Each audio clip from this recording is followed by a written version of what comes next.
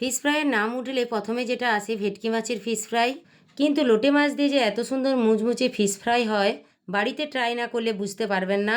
প্রথমে লোটে মাছের মধ্যে যে কাঁটাটা থাকে সেটা কাঁচি দিয়ে কেটে বার করে দেব। মাছের কাঁটা বের করাটা ঠিক যেইভাবে আমি দেখাচ্ছি আপনারা ওইভাবেই করবেন, খুব সহজে কাঁটাটা বেরিয়ে আসবে। একইভাবে সব মাছের কাঁটাগুলো এইভাবে বের করে নেব।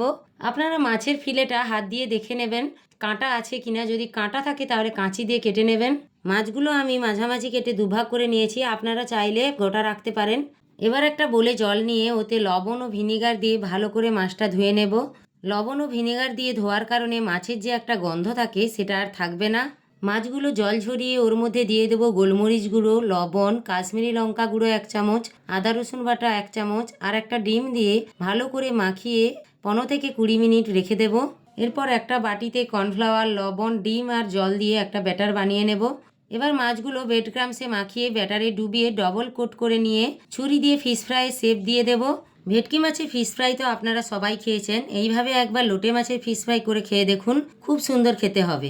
কড়াইতে তেল গরম করে একে একে সব ফিশ ফ্রাইগুলো ভেজে নেব।